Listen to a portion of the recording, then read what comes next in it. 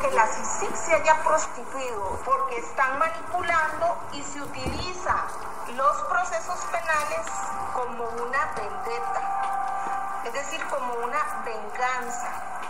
Porque yo nunca he visto que hayan sido tan ágiles para quitar la inmunidad, poner una orden de captura nacional y una orden de captura internacional en 24 horas. Francisco Aranese, Carlos Castresana y muchos de los que están ahí son meretrices de la Administración de Justicia. La justicia sin pruebas actúa. Que la CICIG no podía intervenir, y eso yo se lo hizo saber a Carlos Castresana. Hay una persecución de estos grupos que todos sabemos quiénes son, tienen nombre y apellido. Dionisio Gutiérrez, Mallorca, y don Juan Luis Bosch Gutiérrez, entre otros, porque estos son los que más dan la cara de las 8 familias más poderosas de Guatemala, ¿verdad? Porque ellos han sido implacables en perseguir a quien se les ha dado la gana. De los acusados del caso Parlacén no son los responsables. Imagínese usted lo de Monseñor Hierán. Estoy segurísimo que miles de guatemaltecos dirían lo mismo. Pero la responsabilidad del país es nuestra. ¿En qué momento lo captan a él, lo secuestran? Como ser humano le secuestran la ética y los valores y la decencia. Podrían de haber metido preso. Pero yo quisiera hacerle una pregunta. ¿Cómo fue la investigación del caso Rosenberg? Que vamos a tener un programa espectacular. Su aportación es muy buena, muy buena.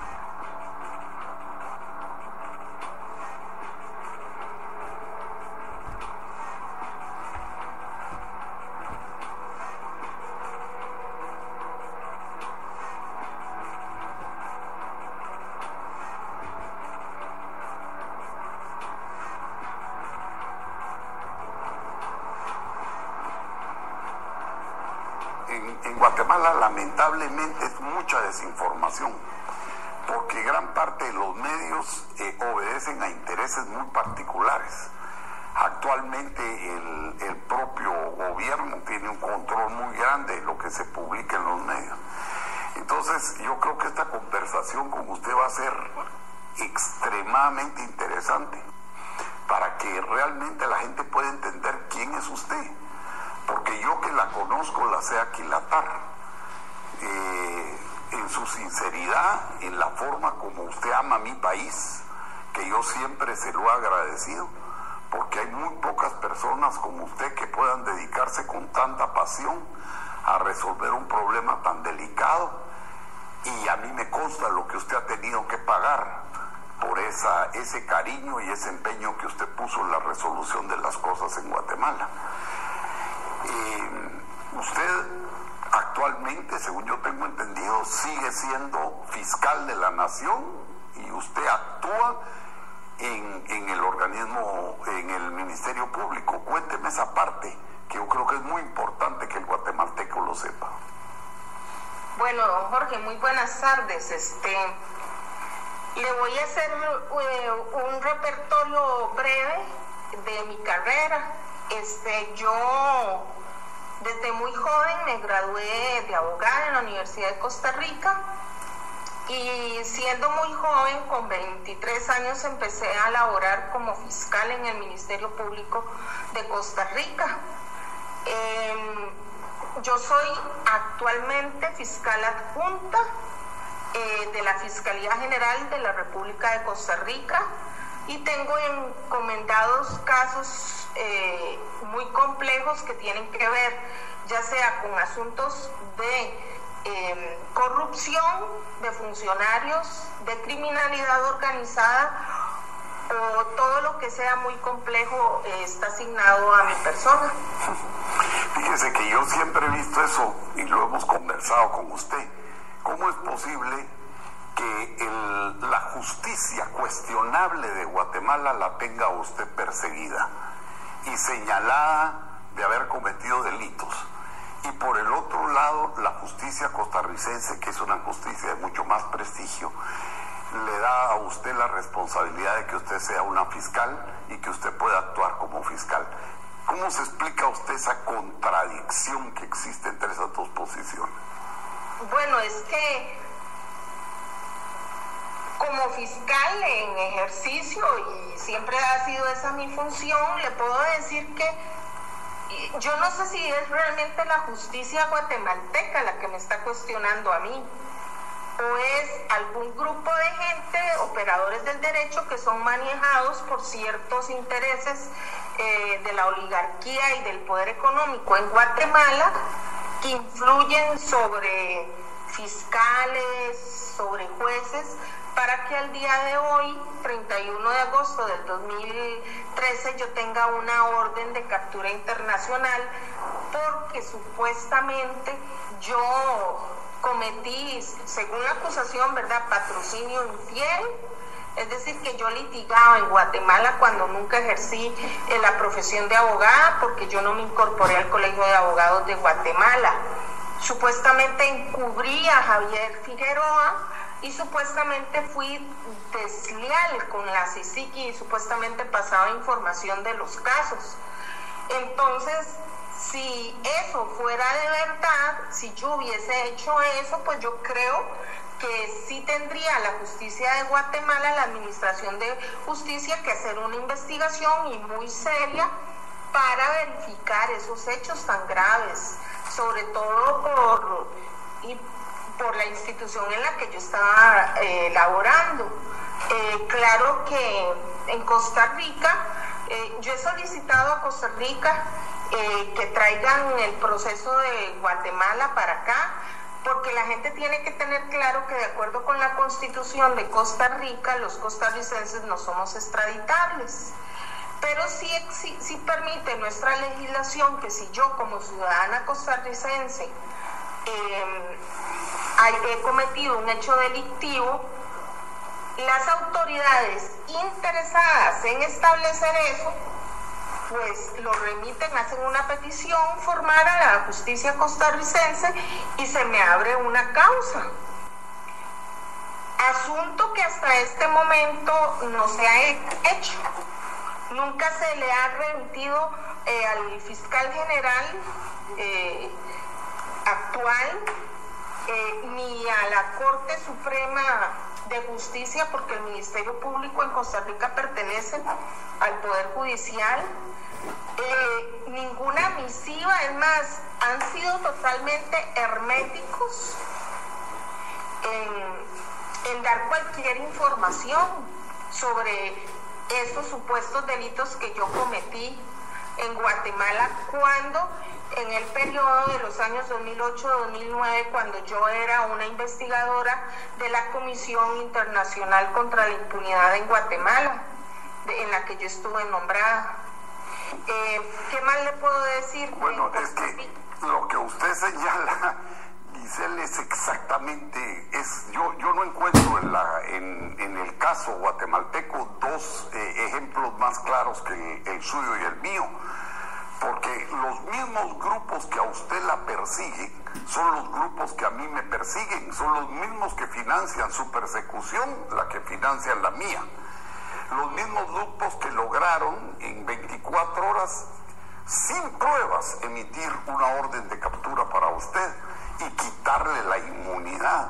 Los mismos grupos hicieron exactamente lo mismo conmigo, teniendo yo derecho ante juicio, teniendo todo, ellos emitieron las órdenes de captura presionados por ese mismo grupo. Ese mismo grupo fue el que gestionó la orden internacional de captura para usted y para mí. E incluso es exactamente lo mismo que a usted le pasa. Este es el momento en que yo no sé concretamente de qué delitos se me acusan y de cuáles hay pruebas para llevarme algo. Eso lo ha dicho la justicia panameña y la justicia guatemalteca, pero ese es un problema de nuestra justicia en Guatemala. A usted la persiguen porque así lo decidió un grupo, no porque usted haya hecho algo. A mí me persiguen igual, sin pruebas. Entonces, para mí, si es cierto, hay una persecución de estos grupos que todos sabemos quiénes son, tienen nombre y apellido, Gutiérrez y Compañía Limitada, y el actual presidente, incluso en el caso mío. Sin embargo, la justicia sin pruebas actúa, y esa es la responsabilidad que yo le veo a la justicia, independientemente de que sean presionados, comprados o alquilados, como yo digo, por estos capitales, ¿verdad? Pero es que, a ver, yo sí creo que esto tiene que ser analizado desde un punto de vista macro, es decir, en toda su dimensión. ¿Por qué? Porque, digamos, los casos suyos, el suyo y el mío, creo que nosotros estamos en total estado de indefensión. Porque no es cierto en realidad que la justicia guatemalteca, y al menos lo digo en mi caso concreto, quiera perseguirme. Si eso fuera así, hubiese desde el primer momento en que me hacen los señalamientos remitir a Costa Rica, sobre todo siendo yo una fiscal de la República de Costa Rica, todo el bagaje probatorio para acreditar que yo soy una corrupta, que yo hice incurrí en conductas indebidas, igual que mi compañero Antonio Espigares. Pero ¿qué pasa?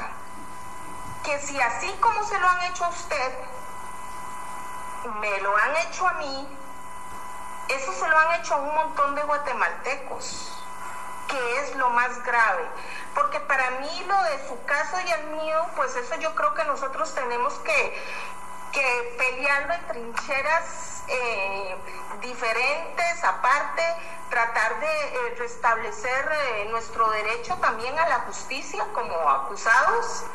Pero para mí lo más relevante de esto es que estos son al menos unos pequeños ejemplos de cómo se manipula la administración de justicia en Guatemala. Y precisamente por el poderío económico que tiene ese grupo, al que usted acaba de hacer mención y al que yo he hecho mención en mis informes, y no tengo el temor a decirlo, del señor Dionisio Gutiérrez Mayorga y don Juan Luis Bosch Gutiérrez, entre otros, porque estos son los que más dan la cara de las 8 familias más poderosas de Guatemala, ¿verdad? Pero aquí lo más grave de todo esto es que esto se lo han hecho a otras personas. Y entonces la administración de justicia se vuelve una administración de justicia prostituida. ¿Por qué?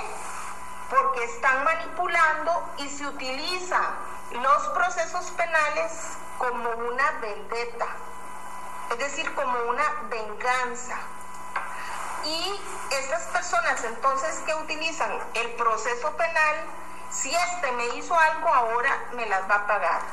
Y fue parte de las cosas que yo denuncié, por ejemplo, en el caso Parlacén, que los que están acusados en el caso Parlacén pueden haber incurrido en muchos delitos o en ninguno, y en delitos graves, pero que concretamente los acusados del caso Parlacén no son los responsables. En el caso del señor Alfonso Portillo, yo no investigué esos casos.